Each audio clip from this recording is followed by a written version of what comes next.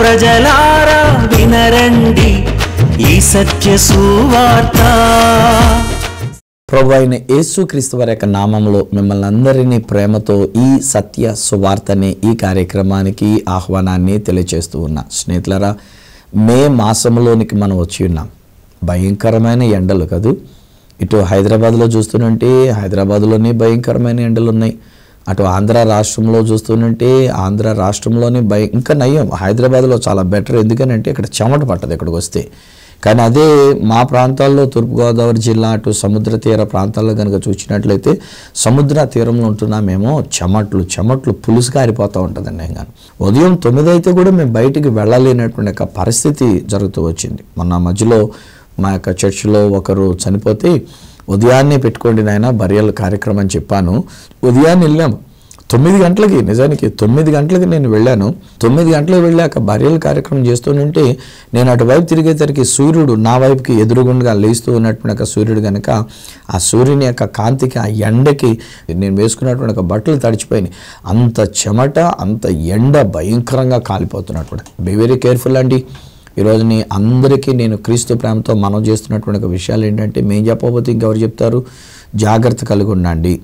ఈరోజు నేను యాక్చువల్లీ ఈ మెసేజ్ రికార్డింగ్ చేయడానికి వచ్చిన రోజున, అనగా ఇది టెలికాస్ట్ చేయబడుతున్న దానికంటే ముందుగానే నేను రికార్డ్ చేసి వెళుతూ ఉంటాను కనుక ఇజ్రాయెల్ దేశానికి నేను వెళ్ళబోతున్నాను. అందుచేత దానికి ముందుగానే నేను రికార్డ్ చేయడానికి వచ్చి ఉన్నాను. అయితే నేను ఇక్కడికి వచ్చినప్పుడు ఈ షూటింగ్ నేను చేస్తున్నప్పుడు పాపం నేను షూటింగ్ అనగా రికార్డింగ్ చేస్తున్నటువంటి యొక్క సహోదరులు, వారి యొక్క అంకుల్ ఒక ఆయన 55 సంవత్సరాల వయసు కలిగినటువంటి ఆయన, మేము ఇక్కడ రికార్డింగ్ చేస్తుంటే ఒక ఫోన్ కాల్ వచ్చింది. ఆ ఫోన్లో వాళ్ళు చెప్తున్నటువంటి ఒక విషయం ఏంటంటే, ఇలాగ పలానా అంకుల్ ఆయన చనిపోయారు, హార్ట్ అటాక్ వచ్చి చనిపోయారు అని చెప్పేసరికి ఆశ్చర్యమైనటువంటి, అయ్యో అలాగా అనేసరికి నేను అప్పుడు అడుగుతూ వచ్చిన, ఏమైంది నాయన, ఏంటి సంగతి అని చెప్పేసానంటే, ఇలాగున్న మా అంకుల్ ఒకరు చనిపోయారండి. అయ్యయ్యో ఇప్పుడు మనం ఆపేసుకొని మరి వెళ్దామా అని చెప్పేసి, నువ్వు వెళ్ళటం జరుగుద్దా అని అంటే, పర్లేదండి రేపు బరియల్ అంటున్నారు కనుక ఇప్పుడు మీ మెసేజ్ మీరు ఇద్దరు కానీ. అప్పుడు నా మనసులోనికి వచ్చినటువంటి ఆలోచన ఏంటంటే, ఇలాగున్న చాలా కుటుంబాలలో మరణం అనేటువంటిది ఎదుర్కొన్నందుచేత ఎంతోమంది చాలా దెబ్బతింటూ ఉన్నారు. హృదయం వేదన అవుతుంది, బాధ కలుగుతుంది కదండి. మా యొక్క సామర్లకోటలో ఒక యవనస్తుడు తనకు జరిగినటువంటి ఒక పరిస్థితి, తనకు కలిగినటువంటి ఎదురైనటువంటి ఒక మరణాన్ని బట్టి ఆ కుటుంబీకులు, వారి యొక్క తల్లిగారు, వారి యొక్క తోబుట్టులైనటువంటి వారు మీటింగ్ ఏర్పాటు చేసుకొని నన్ను పిలుచుకొని, కానీ నేను వర్తమానం ఇవ్వాలి అని చెప్పేసి అని కోరినప్పుడు నేను కొద్ది నిమిషాలు దేవుని యొక్క వాక్యంలో నుంచి వారిని నేను ధైర్యపరచడం అనేటువంటి జరిగింది. ఈరోజుని పరిశుద్ధాత్ముడు నాకు ఇస్తున్నటువంటి ఒక ప్రేరేపణను బట్టి బహుశా ఈ నా మాటలు వింటున్నటువంటి కొన్ని కుటుంబాలు మీరు దుఃఖంలో ఉండి ఉన్నారేమో. ఈరోజుని ఎవరో ఒకరు మన ఇంటిలో మరణించినందుచేత బహుశా ఈరోజు నీ ఇంటిలో చాలా దుఃఖంతో మీరుండి ఉన్నారు కదా, వేదనతో మీరుండి ఉన్నారు. ఆ కుమారుడు ఒకవేళ నాతో మామూలుగా పలకరించినప్పటికీ ఒక వ్యక్తి మరణించారు అని అన్నప్పుడు మనకెంత వేదనది, మనకెంత దుఃఖం, అది కాన్సన్ట్రేషన్ ఉండదు. మనం చేస్తున్నటువంటి ఒక పని మీద కూడా మన కాన్సన్ట్రేషన్ చేయలేము. బహుశా ఈరోజు నేను చూస్తున్నంటే మీలో కొంతమంది అలాంటి టెన్షన్ తోటి మీరు నలిగిపోతూ ఉన్నారు. చాలా వేదనతో మీరుండి ఉన్నారు, దుఃఖములో మీరుండి ఉన్నారు. అందుకే పరిశుద్ధాత్ముడు ఇలా దుఃఖపడుతున్నటువంటి వారి గురించి తెలియచెప్పడానికైనటువంటి రీతిగా ఈ వర్తమానం దేవుడు నాకు ఇచ్చినాడు. తెస్సలోనికీయులకు రాసిన మొదటి పత్రిక 4వ అధ్యాయం 13వ వచనం దగ్గర నుంచి వ్రాయబడుతున్న మాటలలో పౌలు భక్తుడు సెలవిస్తున్నటువంటి ఒక మాటలు అక్కడ ఇలాగున వ్రాయబడి ఉన్నవి. సహోదరులారా, అంటే సహోదరులు అని పిలిచారు అని అంటే విశ్వాసములో వారు సహోదరులైనందుచేత, ప్రభువైన యేసుక్రీస్తునందు వారు విశ్వాసం ఉంచినటువంటి వారు గనక వారిని సహోదరులారా అనేటువంటి రీతిగా పిలిచినాడు. సో ఇప్పుడు అన్నాను కదా, సహోదరులారా, నిరీక్షణ లేని ఇతరుల వలె మీరు దుఃఖపడకుండా నిమిత్తము నిద్రించుచున్న వారిని గురించి మీకు తెలియకుండుట మాకిష్టం లేదు. ఇక్కడ ఒక్కొక్క మాట, కొన్ని విషయాల్ని నేను మీతో పంచుకున్నాను. ఈ మాటలతో మనం ఆదరించబడాలి. ఈ రోజున ఒకవేళ చాలా కుటుంబాల్లో ఇప్పుడు ఈ మధ్యలో ఇట్టి మరణం అనేటువంటి జరుగు ఉండకపోవచ్చు. కనీసం ఒక 2 లేక 3, ఎందుకంటే మన దేశమంతా ఈ ఛానల్ వస్తుంది, అనేక మంది నెట్ ద్వారా, యూట్యూబ్ ద్వారా కూడా ఈ కార్యక్రమాలను వీక్షిస్తూ ఉన్నారు. సో ఎంతమంది ప్రజానీకంలో ఒకవేళ ఇద్దరు లేక ఒక్కరు ఇలాంటి దుఃఖములు ఉంటే, ఈరోజు నేను అంటాను పరిశుద్ధాత్ముడు ఆ ఒక్కరి కొరకే బహుశా ఈ సందేశం ఇస్తున్నాడేమో. ఒకవేళ ఎవరు మీరున్నా లేకపోయినా ఈరోజు నేనంటాను కదా, కనీసం ఈరోజు మా యొక్క ప్రియ సహోదరుడుగా ఈరోజు నాకెంతో సహకరిస్తూ ఈ యొక్క నా వర్తమానాన్ని రికార్డింగ్ చేస్తున్నటువంటి ఒక సోదరుడు, ఆయన యొక్క జీవితంలో, ఆయన కుటుంబంలో జరిగినటువంటి ఒక విషాదం, ఆయనతో కూడా దేవుడు మాట్లాడుతున్నటువంటి ఒక విషయం, మీతో దేవుడు మాట్లాడుతున్నటువంటి ఒక విషయం.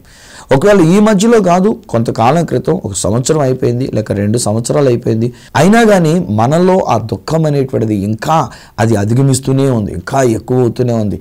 ఆ దుఃఖాన్ని మనం ఆపుకోలేకపోతున్నాం. జ్ఞాపకం చేసుకున్నప్పుడల్లా మనం ఎంతో దుఃఖంతో, ఎంతో వేదనతో అన్నట్టుగా మనం ఉంటూ ఉండి ఉన్నాం. సో ఈ రోజుని పరిశుద్ధాత్ముడు పౌలు గారి ద్వారా వ్రాయించిన వాక్యాల్ని నేను మీతో పంచుకోవటం ద్వారా మిమ్మల్ని ఆదరించడానికి ఈ సత్య సువార్త అనే కార్యక్రమం ద్వారా దేవుడు మీతో మాట్లాడుతున్న మాట. ఇక్కడ ఏమన్నాడంటే, నిరీక్షణ లేని ఇతరుల వలె మీరు దుఃఖపడకుండా నిమిత్తము నిద్రించుచున్న వారిని గురించి మీకు తెలియకుండా మాకు ఇష్టం లేదు.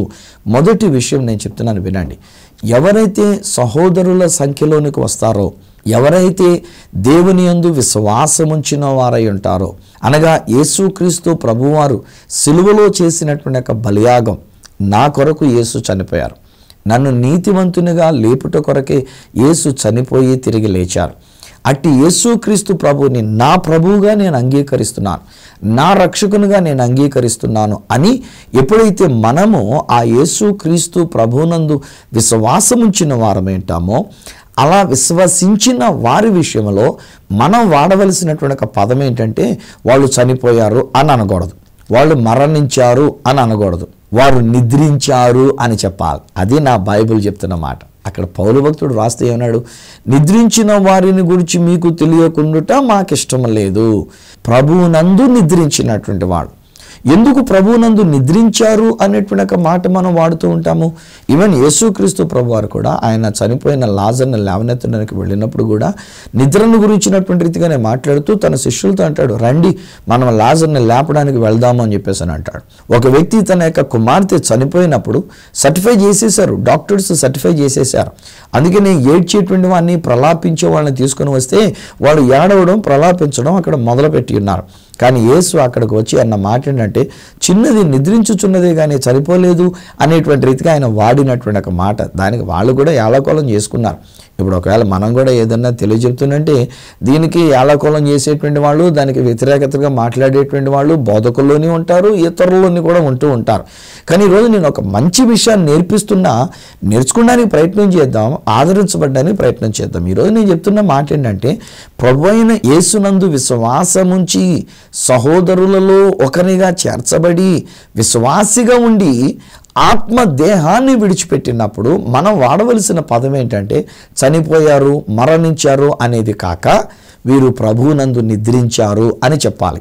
ఎందుకనంటే బైబిల్ గ్రంథంలో కూడా ఒక మాట ఉంటుంది, ప్రభువైన యేసునందు విశ్వాసం ఉంచిన వాడు జీవము కలిగినటువంటి వాడు, యేసునందు విశ్వాసం ఉంచినటువంటి వాడు నిత్య జీవాన్ని కలిగినటువంటి వాడు.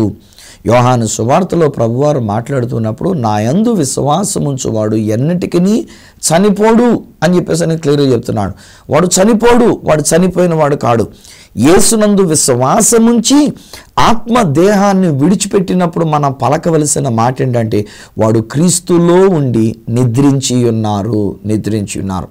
ఎందుకు ఆ మాట వాడడం జరుగుతుంది అని అంటే, ఇదే తెస్సలోనికీయులకు రాసిన మొదటి పత్రిక 4వ అధ్యాయంలోనే కనుక మనం చూసినట్లయితే, ప్రభువు తిరిగి వచ్చేటప్పుడు దేవుని యొక్క వాక్యంలో పౌలు భక్తుడు అంటూ ఉన్నాడు కదా, ఆయన నిద్రించిన వారి ఆత్మలను వెంట పెట్టుకొని వస్తారంట.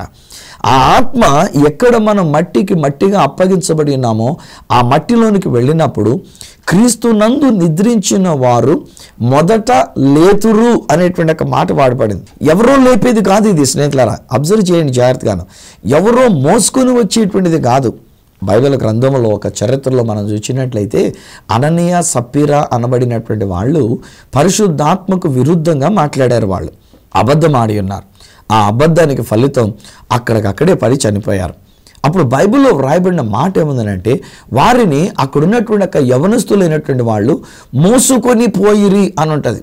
వారు లేచి వెళ్ళినటువంటి వాళ్ళు కారు, వాళ్ళు మోసుకొని పోబడినటువంటి వారు, కొనిపోబడినటువంటి వాళ్ళు కాదు, మోసుకొని తీసుకొని పోబడినటువంటి వాడు. కానీ యేసుక్రీస్తు నందుండి నిద్రించినటువంటి వారు కనుక వారు మరలా లేస్తారు. అంటే ఎలాంటిదనంటే, ఇప్పుడు నాకు అలసట వచ్చింది అనుకోండి, నేను మంచిగా నిద్రపోతా.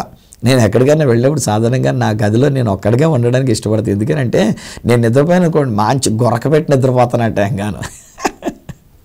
అలసిపోయి అంటానేమో ఎక్కడ పడుకున్నా నిద్ర వచ్చేస్తుంది. కొంతమంది కొత్త స్థలం అనేసరికల్లా నిద్ర పట్టదు, ఇంకొకరు ఎవరింటికన్నా వెళ్తే నిద్ర పట్టదు, వాళ్ళ మంచం మారితే నిద్ర పట్టదు. నాకు అలాంటిది ఏం లేదు. బస్సులోనైనా కూర్చొని పడుకుంటా, ట్రైన్లోనైనా పడుకుంటా. నేను అలసిపోయినటువంటి దాన్ని బట్టి కాసేపు నిద్రపోతే హాయిగా నిద్రపోతా. ఇంకా నాకు ఏమీ తెలియనట్టుగా నేను నిద్రపోతా. నిద్రపోయి నేను అలాగే ఉండిపోను.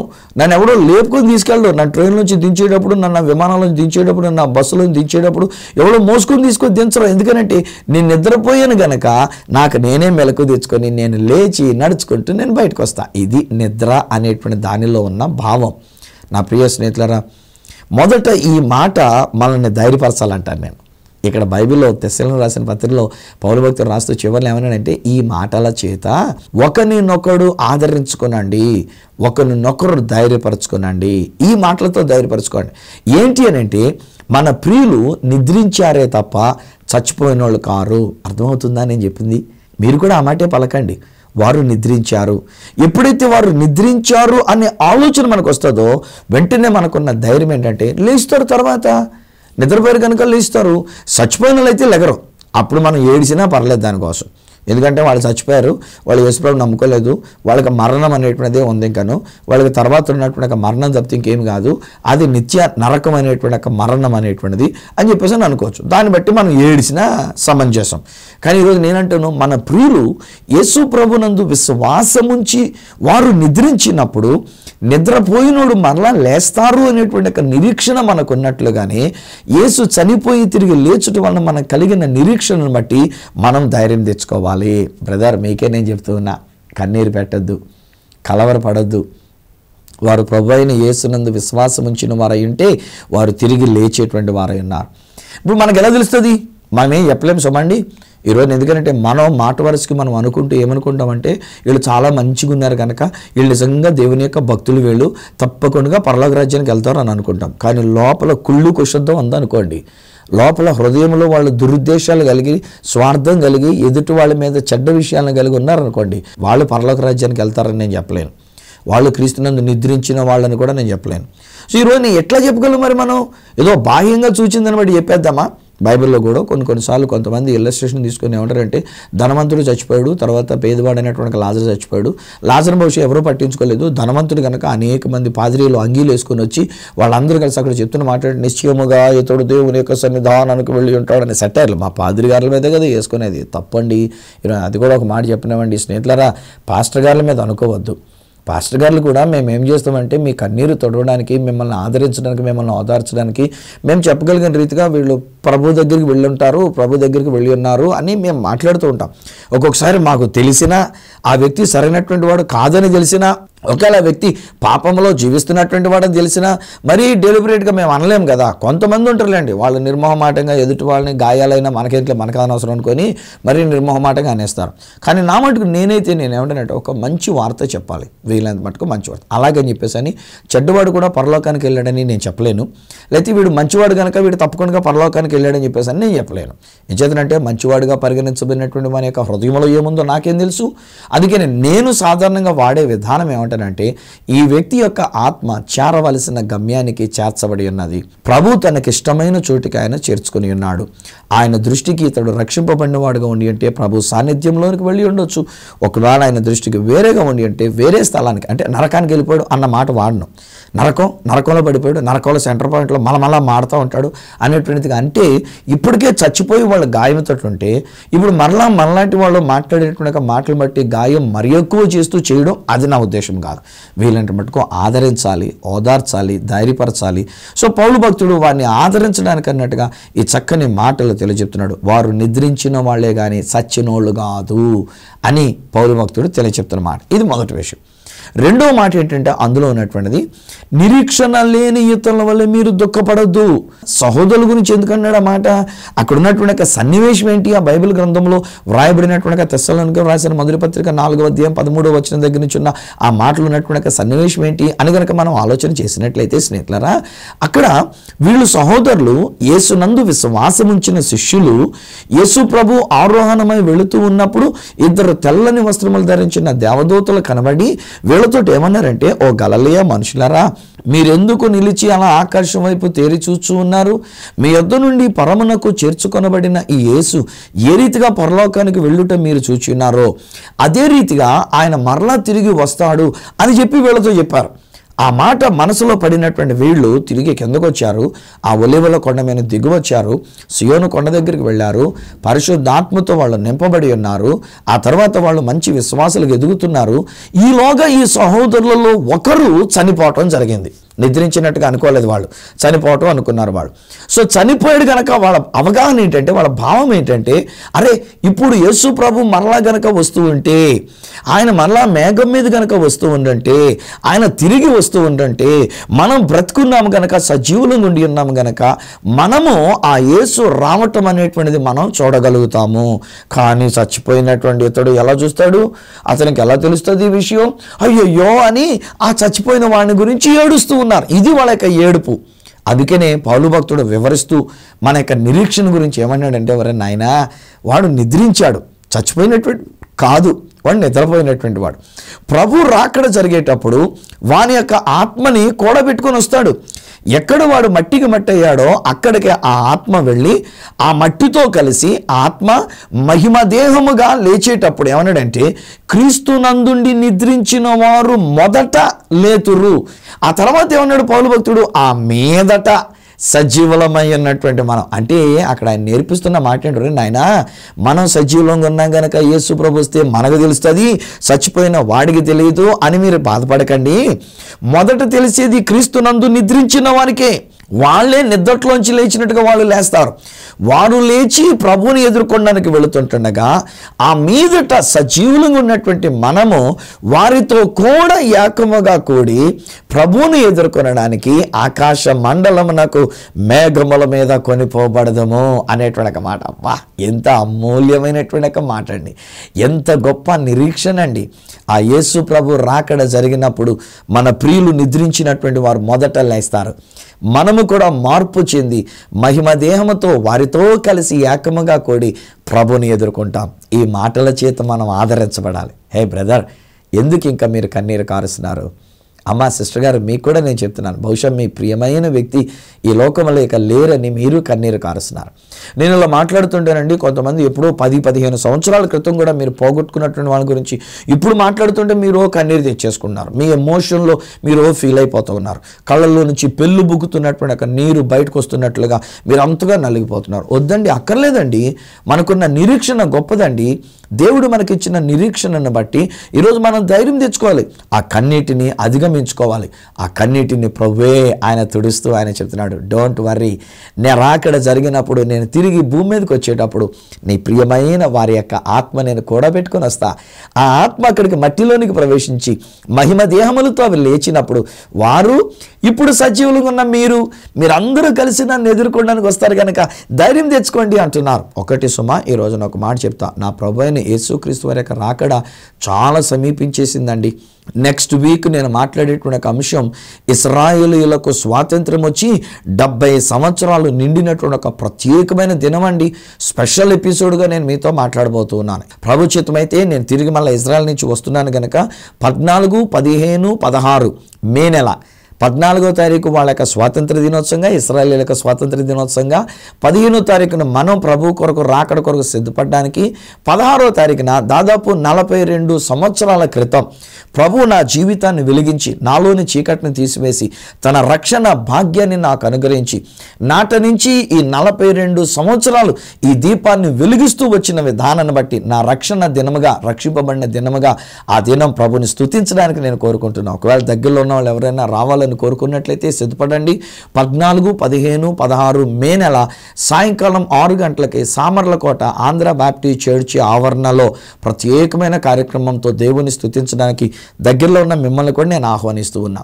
సో ఈ ఇశ్రాయేలీయుల విషయంలో కూడా మనం ఆలోచన చేసినట్లయితే దేవుడు సెలవిస్తున్నటువంటి ఒక మాట ఆ ఇశ్రాయేలు ప్రజల ద్వారా ఆయన రాకడ ఎంత సమీపించేసిందో చెప్తున్నాడు ఆయన బాబు. ఆయన రాకడ జరిగినప్పుడు మన ప్రియులు నిద్రించినటువంటి వారు మొదట లేస్తారు. మనము కూడా వారితో ఏకముగా కూడి ఆ ప్రభువుని ఎదుర్కొనడానికి ఆకాశ మండలానికి మనం వెళ్ళిపోతామనేటువంటి ఒక మాట ఇది మనకు ఆదరణ కలిగించడం లేదా? ఈ రోజున ఒకవేళ మీ ఇంట్లో ఎవరైనా ప్రభునందు నిద్రించారని అనుకుంటే ధైర్యం తెచ్చుకుందాం. ఈ మాటల చేత ఒకరినొకడు మనం ధైర్యం తెచ్చుకోవాలి. ఆ తర్వాత ఉన్నటువంటి మాట మూడో విషయంగా ఏమంటున్నానంటే, ఒకటి మన ప్రియులు చనిపోలేదు, వాళ్ళు నిద్రించారు అని ఒప్పుకోవాలి. రెండవది ప్రభు రాకడలో మన ప్రియులు లేస్తారు మహిమ దేహంతో, మనము కూడా మహిమ దేహంతో ఏకముగా కూడి ప్రభుని మనం ఎదుర్కొంటాం. ఇప్పుడు మూడో మాట ఏమన్నాడంటే, కాగా మనము సదాకాలము ప్రభువుతో కూడా ఉందుము అనేటువంటి ఒక మాట. ఎంత అద్భుతమైన మాట కదా. అఫ్కోర్స్ ఇక్కడ కూడా మళ్ళొకసారి పాస్టర్ గారుల విషయంలో ఒక మాట నేను చెప్తున్నాను. నేను అనొచ్చు, ఎందుకంటే 42 సంవత్సరాలు దేవుని యొక్క సేవలో ఉన్నాను కనుక ఒకవేళ ఇప్పుడు తయారవుతున్నటువంటి ఒక సేవకులు తెలియక ఏదైనా మాట్లాడుతుంటే వాళ్ళు నేను దిద్దినా పర్లే, నేను దిద్దితే కూడా ప్రేమతో దిద్దుతాను, అంతే తప్ప మాటలు లేకుండా ముక్కు మీద గుద్దినట్టుగా నేను అలా మాట్లాడడం లేదు. నా తోటి దైవ సేవకులైనటువంటి వారు ఒక్కొక్కసారి మిమ్మల్ని ప్రేమించి మీ విశ్వాస కుటుంబాన్ని ప్రేమించి వాళ్ళు మాట్లాడేటప్పుడు మేము ఏమంటామంటే, నిశ్చయముగా మన యొక్క సహోదరుని మనం కలుసుకుంటాము, నిశ్చయముగా ఈ యొక్క సహోదరిని మనం కలుసుకుంటాం, మీ తల్లి గారిని, మీ తండ్రి గారిని, మీ బిడ్డల్ని, మీ భార్యని, మీ భర్తని అక్కడ ప్రభు దగ్గర కలుసుకున్నప్పుడు వాడిని కలిసినప్పుడు ఉండే ఆనందం ఎంత ఉంటుందో, వాళ్ళు అక్కడ మనం చూసినప్పుడు వాళ్ళని కలుసుకున్నప్పుడు అబ్బా ఎంత ఆనందం అని చెప్పేసి మేము మిమ్మల్ని ఆదరించడానికి మాట్లాడుతాం. కేవలం మిమ్మల్ని ఆదరించడానికి మాట్లాడే మాటలే. మాకు తెలుసు అక్కడ కలిసేటువంటి ఒక విషయం, ఎవరిని కలుసుకున్నాం, ఎట్లా కలుసుకున్నాం అనేది. కానీ మిమ్మల్ని ధైర్యపరచడానికి ఒక్కొక్కసారి పాస్టర్ గారులుగా మేము కొంచెం ఎక్స్ట్రాలుగా మాట్లాడేటువంటిది. కానీ ఈ రోజుని నా తోటి దైవ సేవకులు చెప్తున్నాం, మరీ అంత డెలిబరేట్గా, మరీ అంత ఓపెన్గా ఒక స్టేట్మెంట్గా చేయొద్దు. ఎవరికో మనల్ని వ్యాఖ్యానించడానికి లేకపోతే మన గురించి విమర్శించడానికి తావులు కూడా మనం ఇచ్చుకోవద్దు. దానికి బదులు మనం ఏమందామనంటే, వారు లేచినప్పుడు వారు ప్రభువుని కలుసుకుంటున్నారు, మనం కూడా ప్రభువుని కలుసుకుంటున్నాం, మనమందరం ప్రభువుతో మనం ఉండబోతున్నాం. చాలా కాలం క్రితం నేను మన యొక్క ఆరాధన హోలీ ల్యాండ్ టూర్స్ తరపున ఇజ్రాయెల్ దేశాన్ని తీసుకుని వెళ్ళేటప్పుడు ఒకసారి నా అడ్వర్టైజ్మెంట్ ఇవ్వడానికి గాను ఇక్కడ స్టాఫ్గా పనిచేస్తున్న ఒక సహోదరుడు మాట్లాడితే ఏమన్నారంటే, అయ్యారు ఈ డైలాగ్ ఇలా చెప్పండి, నాతో మీరు మీతో నేను ఇజ్రాయెల్ దేశంలో నడవడానికి అని చెప్పండి అని అన్నప్పుడు బాగానే ఉందనుకుని కొంచెం నా వంతు కూడా ఒక మాట కలిపాను. ఏమన్నానంటే, నాతో మీరు మీతో నేను మనమందరం యేసుతో నడిచినటువంటి నడకలో మనం వెళ్ళడానికి రండి, యేసుతో అనేటువంటిదిగా కలుపుకొని. ఇప్పుడు నాతో ఉండడానికి నిజమే చాలామంది సంతోషిస్తూ ఉంటారు. ఎందుకంటే ఈరోజు నేను టీవీలో కనబడుతున్నాను కనుక, నేను అనేక మందికి అనువాదాలు చేసి ఉన్నాను కనుక, టీవీలో ప్రసంగాలు చేస్తున్నాను కనుక, టీవీలో చూసినందు చేత మీ దృష్టిలో ఏమనుకుంటారంటే, ఈయన ఒక పెద్ద దైవజనుడు కనుక ఆయనతో మనం ఉంటే, ఆయన మనతో ఉంటే అనేటువంటిదిగా పెద్ద ఫీల్ అవుతుంటారు. ఏముంది నా దగ్గర, మీరు రండి సామాన్లుకోటికి వస్తే మీరే చూద్దరు కానీ నేను ఎంత సింప్లిసిటీలో నేను అక్కడ ఉంటూ ఉన్నానో, ఎంత సామాన్యుడిగా నేను ఉంటూ ఉన్నానో అనేటువంటి విషయాన్ని మీరు చూద్దరు కానీ ఒకటి చెప్తా, నేను యేసుతో మీరు కూడా యేసుతో. ఇదండి అద్భుతమైనటువంటి విషయం. మా నాన్నగారు ప్రభు సన్నిధానానికి వెళ్ళారు, మా అమ్మగారు అంతకంటే ముందుగా ప్రభు సన్నిధానానికి వెళ్ళారు, మా అన్నయ్య ప్రభు దగ్గరికి వెళ్ళి ఉన్నారు, అలానే మా తండ్రులు, మా పినతండ్రులు, మా పెదనాన్నలు వాళ్ళందరూ కూడా ప్రభు దగ్గరికి సేవ చేస్తూనే వెళ్ళి ఉన్నారు. ఈరోజు నేను ఎదురు చూస్తూ ప్రభువా నీ రాకడ జరిగినప్పుడు మా పెదనాన్నగారిని చూస్తా, మా చిన్నాన్నగారిని చూస్తా, మా నాన్నగారిని చూస్తా, మా అమ్మగారిని చూస్తా, మా అన్నయ్యని చూస్తా, అప్పా ఎంత గొప్ప భాగ్యం అని చెప్పేసి నేను ఇలా ఊరికే కుతూహలంగా లేను, దాని గురించి కాదు. వీళ్ళ కంటే ఎక్కువ నేను ఏమంటానంటే, నా యేసుతో నేను ఉండబోతున్నాను. వారు క్రీస్తునందు నిద్రించినటువంటి వారు, ఇప్పటికి సజీవంగా ఉండినటువంటి నేను మార్పు చెంది ఏకముగా కూడి ప్రభువుని ఎదుర్కొన్నప్పుడు ప్రభువుతో సదాకాలం ఉండేది అద్భుతమైనటువంటి భాగ్యం. స్నేహితులారా, మీ ప్రియులు ప్రభువుతో ఉంటున్నటువంటిది, మనమందరం ప్రభువుతో ఉండబోతున్నాం. అందుకనే పౌలు భక్తుడు మాట్లాడుతున్నప్పుడు కొరింథీయులకు రాసిన 2వ పత్రిక 5వ అధ్యాయం 8వ వచనాల దగ్గర ఏమంటాడనంటే, నేను ఈ దేహాన్ని విడిచిపెట్టి ప్రభువు నొద్ద నుండుటకు ఇష్టపడుతున్నాను, ప్రభువుతో ఉండడానికి నేను ఇష్టపడుతున్నాను. What a honour it is and what a privilege it is to be with God. After all ఒక మనిషి సువార్త రాసినటువంటి వాడితో ఉండడానికి పెద్ద ఫీల్ అయిపోతున్నట్టే. సువార్త రాజు కంటే గొప్పవాడండి దేవుడు. ఈ సువార్త రాజు కూడా దేవునితో ఉండడానికి అయినటువంటిది. ఈ సువార్త రాజు మీరు మనమందరం యేసు యేసుతో ఉంటామనేటువంటి ఒక భాగ్యం ఎంత గొప్ప భాగ్యం నా ప్రియ స్నేహితులారా. అందుకని పౌలు భక్తుడు అన్నాడు, ఈ మాటల చేత ఒకరినొకడు ఆదరించుకునండి. హే బ్రదర్, ఈ రోజున ఒకవేళ ఏ కుటుంబం ఇలాంటి కన్నీటితో ఉండి ఉన్నారో, ఏ కుటుంబంలో ఇలాంటి నిద్రించిన అనుభవం ఎదురైనందు చేత ప్రభునందు నిద్రించినటువంటి ఒక విశ్వాసుల వల్ల కానివ్వండి, లేక విశ్వాసం లేక చనిపోయినటువంటి వారే కానివ్వండి, ఈ రోజున ఒకవేళ మీరు దుఃఖంలో ఉండి ఉన్నట్లయితే దేవుడు ఈ మాటల చేత మిమ్మల్ని ఆదరించడానికి నన్ను మీ దగ్గరికి పంపించి ఉన్నారు. ఈ సత్య సువార్త కార్యక్రమాన్ని చూస్తున్న మీరు, మీ కన్నీరు తుడిచివేయబడును గాక, మీకు ఆదరణ కలుగును గాక, ఈ మాటల చేత మీరు ఆదరించబడదురు గాక. మన ప్రియులు నిద్రించినటువంటి వాని గురించి గుర్తుంచుకోండి. వాళ్ళు నిద్రించారే తప్ప చచ్చిపోయారు అన్న మాట వాడకండి. వాళ్ళు నిద్రించినారు కనుక ప్రభు రాకడలో వారు లేస్తారు, మనము కూడా వారితో కలిసి ప్రభుని ఎదుర్కొంటామని చెప్పేసి అన్న సత్యాన్ని మీరు గ్రహించండి. ఇట్టి నిరీక్షణ కలిగినటువంటి వారమై సదాకాలం ప్రభుతో ఉంటామనేటువంటి ఒక నిరీక్షణతో మనం గుండె నిబ్బరం చేసుకుందాం, ధైర్యం చేసుకుందాం. మనం అందరం కూడా సంతోషంగా హ్యాపీగా మన యొక్క జీవితాన్ని గడుపుకుందాం. తండ్రి, ఈ బిడ్డల కొరకు నీకు స్తోత్రాలు, ఈ కుటుంబం కొరకు నీకు స్తోత్రాలు. నిజమేనైనా ఈ కుటుంబంలో బహుశా ఒక విషాదం జరిగినది, ఈ కుటుంబంలో ఒక దుఃఖం ఎదురై ఉన్నది. ఆ దుఃఖాన్ని బట్టినైనా వారు తట్టుకోలేని స్థితిలో అన్నట్టుగా వారు ఉండి ఉన్నారు. కానీ ఈరోజు నేను ప్రకటన చేసిన నీ సత్య సువార్త నేను చెప్పి ఉన్నా, సువార్త చొప్పున వారు ధైర్యం తెచ్చుకోవాలని కోరుకుంటున్నా, వారు గుండె నిబ్బరం చేసుకోవాలని కోరుకుంటున్నా, చనిపోయిన వారి గురించినటువంటి విషయాలు ఈ సత్యాలు తెలుసుకోవాలని కోరుకుంటున్నా. వారు చనిపోయిన వారు కాదు నాయన, వారు నిద్రించినటువంటి వారు, వారు నిద్రించారు కనుక నీ రాకడప్పుడు వారు లేస్తారనేటువంటి నమ్మిక మీరు మాకు ఇచ్చినారు. మేము లేవటమే కాకుండా నీతో సదాకాలం ఉండేటువంటి ఒక భాగ్యం మాకు ఇస్తున్నందుకు, ఎంత మంచి మాటలతో మమ్మల్ని ఆదరిస్తున్నందుకు నీకు వందనాలు. ఇప్పుడే యేసు నామములో నేను ప్రకటిస్తున్నా, వీరి కన్నీరు తుడవబడును గాక, వీరికి ఆదరణ కలుగును గాక, వీరికి ఓదార్పు కలుగును గాక. ఇలాంటి దుఃఖములు ఉన్నటువంటి ఎవరైనా సరేనైనా, ఎక్కడున్న వారైనా సరేనైనా, ఒకవేళ వారి యొక్క ప్రియులను పోగొట్టుకుని ఎంత కాలమైనప్పటికైనా సరే ఇంకా అదే దుఃఖములు ఉంటే ఈరోజు నేను ప్రార్థన చేస్తున్నా, వారి కన్నీరు తుడిచివేయబడాలి డాడీ, వారికి ఆదరణ కలగాలి, వారు నిద్రిస్తున్నారని తెలుసుకోవాలి, నీ వచ్చినప్పుడు వారు లేస్తారని తెలుసుకోవాలి, నీతో సదాకాలం ఉంటామనేటువంటి సత్యాన్ని వారు గ్రహించి నిరీక్షణ కలిగిన వారుగా వారు జీవించాలి. యేసు నామములో వీరిని ఆశీర్వదిస్తూ దీవిస్తూ ప్రార్థించి పొంది ఉన్నాము తండ్రి, ఆమేన్. తండ్రి, కుమార, పరిశుద్ధాత్మలను దేవదేవుని దీవెన ఆశీర్వాదం ఆయన బిడ్డలముగా మనకు, మన యొక్క కుటుంబములకును నిత్యము తోడయుండి మనను ఆశీర్వదించి నడిపించును గాక. ఆమేన్, ఆమేన్. స్నేహితులారా, దేవుడు మీ కన్నీరు తుడిచినాడు, మీరు ఇక దుఃఖములో ఉండొద్దు, ఆ దుఃఖాన్ని తీసివేసినాడు. నిద్రించిన వాని గురించి నిరీక్షణ కలిగినటువంటి వారమై ధైర్యంతో ఉందాం, ఆదరణ కలిగి ఉందాం. మరొకండి, వచ్చే వారములో అనగా 14, 15, 16 తేదీలలో సామర్లకోట ఆంధ్ర బాప్టిస్ట్ చర్చిలో ఇశ్రాయేలీల కొరకును అలాగే ప్రభు నన్ను రక్షించిన దాని నిమిత్తమై 3 దినాలు స్తుతి కూటములు ఏర్పాటు చేసుకుంటూ దేవుని యొక్క వాక్యాన్ని మీతో పంచుకోవడానికి దగ్గరలో ఉన్న వారికి ఆహ్వానం తెలియజేస్తున్నా. దూరంగా ఉన్న వాళ్ళు రమ్మని నేను పిలవలేను, కానీ దగ్గరలో ఉన్నటువంటి వారికి ఆహ్వానం తెలియజేస్తున్నా. ఈ విషయంలో మమ్మల్ని సంప్రదించవలసిన మా చిరునామా ఈ సత్య సువార్త, సామర్లకోట 533440, తూర్పుగోదావరి జిల్లా, ఆంధ్రప్రదేశ్. అడ్రస్ మరొకసారి చెప్తూ ఉన్నా, ఈ సత్య సువార్త, సామర్లకోట్ 533440, ఈస్ట్ గోదావరి డిస్ట్రిక్ట్, ఆంధ్రప్రదేశ్. అప్పటికి ఒకవేళ నాతో మీరు ఫోన్లో మాట్లాడాలని కోరుకున్నట్లయితే నా ఫోన్ నెంబర్స్ 9848110907, 94400409992, 8888552762. ఒకవేళ నాకు ఈమెయిల్ చేయాలనుకున్నట్లయితే నా ఈమెయిల్ ఐడి isatyaSuvartha@gmail.com. మనం వచ్చే వారం ఈ సత్య సువార్త కార్యక్రమంలో మిమ్మల్ని కలుసుకునేటంత వరకు మిమ్మల్ని అందరినీ ఆ ప్రభు అయిన యేసుక్రీస్తు వారి యొక్క చేతులకు అప్పగిస్తూ ఆయన మాట వలన మీకు ఆదరణ కలుగును గాకని తెలియజేస్తూ మీ దగ్గర సెలవు తీసుకుంటున్న మీ ప్రియ సహోదరుడు ఈ సత్య సువార్త రాజు.